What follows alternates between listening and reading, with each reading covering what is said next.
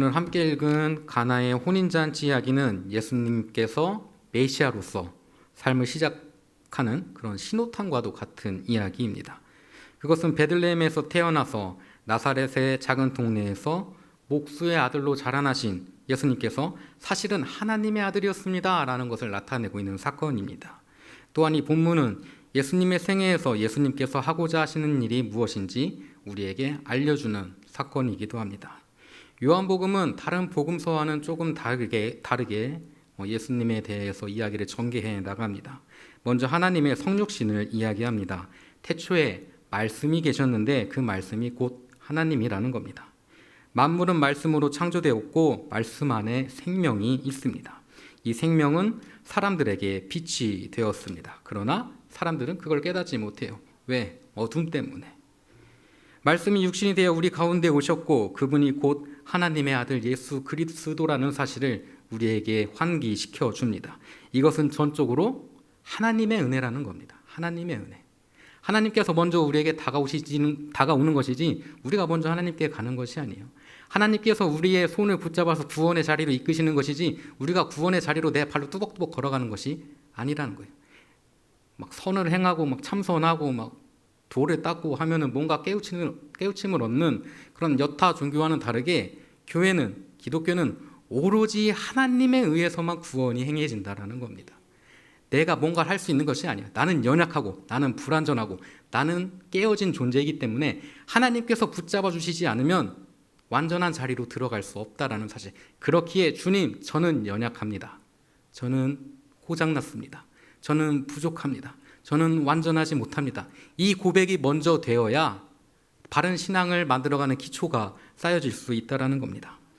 본래 아무도 하나님을 본 자가 없지만 하나님의 품 안에 계신 독생자 예수님을 이 땅에 우리를 사랑하셔서 보내셨습니다. 여러분, 10,000원짜리가 있고 1,000원짜리가 있어요. 여러분 둘 중에 하나를 가질 수 있습니다 하면 뭘 고르시겠어요? 10,000원짜리를 고르겠죠. 왜요? 그게 맞죠? 더 가치 있는 것을 위해서 가치 없는 것을 버리는 것은 이상한 게 아닙니다. 세상적인 원리로 볼 때 그게 맞는 거예요. 자, 영원한 것이 있고요. 영원하지 않은 것이 있습니다. 영원한 것을 위해서 영원하지 않은 것을 버리는 것은 틀린 게 아니죠. 맞죠? 이게 맞습니다. 그죠? 그런데 이상하시죠? 하나님께서는 영원하지 않은 것을 위해서 영원한 걸 버리셨어요. 하나님 뭔가 좀 이상합니다. 영원한 하나님의 나라 예수님을 이 땅에 보내셔서 100년밖에 살지 못하는 인간을 위해서 이 땅에서 죽이셨어요. 예수님의 셈법은 뭔가 하나님의 셈법은 뭔가 이상합니다. 왜 그렇게 하셨습니까? 왜 그렇게 하셨습니까? 하나님께서 여러분을 사랑하시기 때문입니다. 영원한 그 나라에 영원히 너희와 사랑하고 싶었노라. 이 이야기를 예수님을 통해서 우리에게 전하고 있는 것이죠. 나사렛에서 북쪽으로 13km쯤 떨어진 갈릴리 가나에 오늘 이야기에 보면 뭐가 있었습니까? 결혼식이 있었습니다.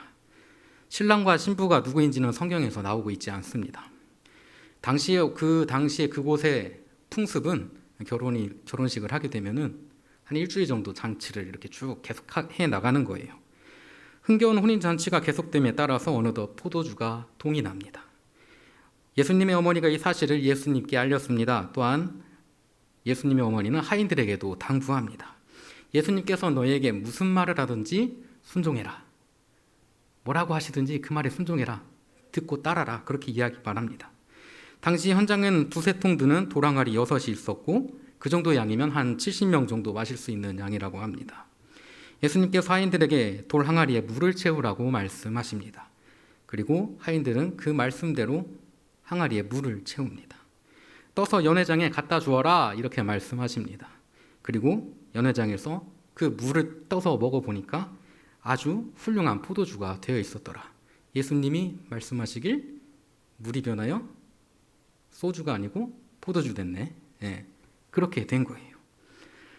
그래서 이 사람들이 신랑을 불러서 말합니다. 사람들이 보통 좋은 포도주를 먼저 내놓고 사람들이 조금 취하면 이게 좋은 포도주인지 나쁜 포도주인지 모르니까 처음에는 나쁜 포도주를 내놓고 취하면 이제 좋은 포도주 막 이렇게 이야기하는데 어떻게 여기는 좋은 포도주가 뒤에 나오니? 하면서 이렇게 물어보는 거예요. 이상한 일이죠. 예수님의 셈법은, 하나님의 셈법은 인간이 생각하는 셈법과 항상 뭔가 좀 다릅니다. 예수님께서 이 처음 표적을 갈릴리 가나에서 행하여 당신의 영광을 드러내셨다 기록하고, 그래서 제자들은 예수님을 믿게 되었다고 말합니다. 단순한 기적이 아니라 하나님을 드러내는 증거의 표적으로 이야기합니다. 오늘 이야기는 참 단순하고 경이롭습니다. 이 이야기에 대한 교훈은 굉장히 다양합니다.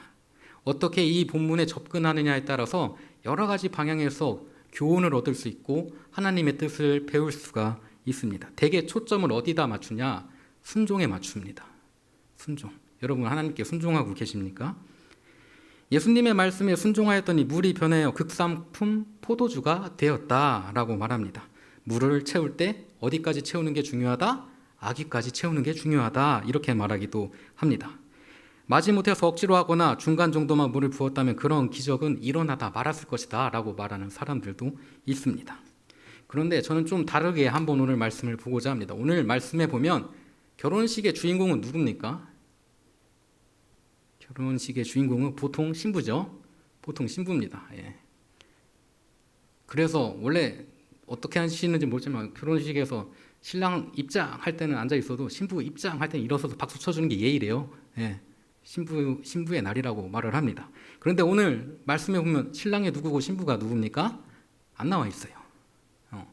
오늘 말씀에 신랑 신부와 그 이름이 언급되어 있지 않습니다. 심지어 예수님의 모친인 마리아의 이름도 언급하지 않고 있습니다. 신랑 신부가 주인공인 잔치인데 신랑 신부의 이름이 없어요. 사실 이 이야기에서 주인공은 예수님 한 분입니다. 예수님 한 분이에요. 예수님 한 분만이 주인공이고 나머지는 다 조연입니다. 여기서 드러나야 할 분은 예수님 딱 한 분뿐이다 라는 사실이에요. 그래서 이야기의 말미에도 이 처음 표적을 행함으로써 예수님께서 자신의 영광을 드러내셨다고 표현하고 있습니다. 또한 이 이야기에서 예수님께서 관심을 두는 사람이 누구인지 볼 수 있습니다. 일주일 동안 되는 혼인잔치에 잔치가 시작하고 좋은 음식과 좋은 포도주가 있을 때 그때 바로 오는 손님들은 꽤나 잘 사는 사람입니다. 잘 살아가는 사람들이에요. 경제적으로 풍족한 사람들입니다.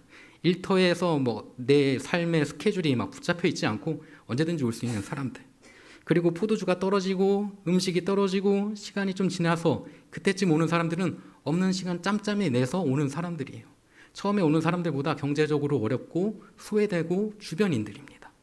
오늘 말씀에 나오는 예수님의 기적은 바로 그들을 위한 기적이기도 합니다. 술이 떨어지고 좋은 음식도 떨어져서 제대로 대접받지 못하는 가난한 자들을 위해 예수님께서는 더 좋은 술을 만드는 기적을 보이셨습니다. 뿐만 아니라 처음 잔치가 시작할 때 모두의 관심사는 결혼하는 부부에게 쏠려 있습니다. 하지만 하나님께서 예수님을 통해 물을 포도주로 바꾸고 나서는 더 좋은 술을 먹게 된 사람들은 어떻게 합니까? 하인들을 불러서 물어보는 거예요. 이게 어떻게 된 거냐? 이게 어떻게 된 거냐? 이 하인들은 어떤 사람입니까? 한 주간 동안 주인을 섬기며 있는 듯 없는 듯 일만 하던 사람들입니다. 그 잔치 기간 동안에 아무도 그들에게 관심을 주지 않았습니다. 하지만 예수님의 사건을 통해서 모든 사람들의 관심이 하인에게 쏠리게 됩니다. 예수님께서는 이 기적을 통해서 주변에 있던 사람들을 사건의 중심에 세우십니다.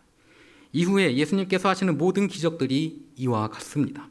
모든 이야기에서 예수님은 세상적으로 볼 때 주인공을 더 아름답게 만드는 일이 아니라 소외된 주변인을 들어쓰시고 그들을 이야기의 주인공으로 만드십니다. 사랑하는 성도 여러분, 세상을 살아가다 보니까 어떠십니까? 어느 순간부터 이 세상의 주인공이 내가 아니라고 느껴지지 않으십니까? 내 삶의 주인공이 한때는 나였는데 어느 날 보니까 나는 누군가의 주인공 옆에 있는 들러리 같은 날이 오기도 합니다. 나 하나 없어도 이 세상 굴러가는데 아무런 지장이 없는 것 같아요. 그렇게 점점 우리는 스스로를 삶의 주인공에서 주변인으로 내몰고 있습니다. 오늘 예수님의 기적은 예수님 스스로 자신을 하나님의 아들로 나타내시는 의미뿐만 아니라 예수님의 공생애의 기본 지침이기도 합니다. 세상이 나를 주변인으로 내몰고 나 스스로가 나를 주변인으로 내몰지라도 예수님께서는 언제까지? 마지막까지 우리에게 관심 가져주시고 우리를 우리 삶의 주인공으로 세우십니다. 그렇게 예수님은 항상 낮은 곳에 관심을 가지신다는 사실입니다. 오늘 이 시간 예수님께서 우리를 사랑하심을 다시 한번 기억하며 우리 또한 예수님께서 낮은 곳을 보셨듯이 우리의 관심과 시선도 좀 더 낮은 곳을 찾아가는 아름다운 삶을 보낼 수 있기를 간절히 축원합니다. 추석이 얼마 남지 않았습니다. 지난 태풍의 영향으로 사랑하는 가족을 떠나보내거나 슬픔에 빠져 있는 사람들도 있고요. 삶의 보금자리를 잃어서 생각지도 못한 곳에서 추석을 맞이해야 하는 사람들도 있습니다. 우리 교회 성도님들이 풍성한 한가위에 오늘의 말씀처럼 주변인을 둘러보며 짧게라도 기도의 시간을 가질 수 있기를 간절히 축원합니다. 다 같이 기도하시겠습니다. 약한 자로 강하게 하시고 낮은 자를 들어쓰시는 주님 감사합니다. 주님의 놀라운 역사하심 속에 우리의 삶이 동참하길 원합니다. 주님이 우리의 이정표가 되시고 등대가 되셔서 나아가야 할 길을 알려주시고 오직 주님만을 의지하며 살아가는 복된 자녀들 한 명 한 명이 되게 하여 주옵소서. 슬픔과 아픔으로 눈물 흘리는 자들을 위로자가 되시는 주님을 기억하게 하시고 우리 대천교회 성도들의 삶 또한 세상 속의 위로자의 삶이 되기를 원합니다. 주님 함께하여 주옵소서. 우리 교회를 통해 역사하시고 주의 놀라운 큰 뜻을 나타내시옵소서. 사랑이 많으신 예수 그리스도의 이름으로 기도드립니다.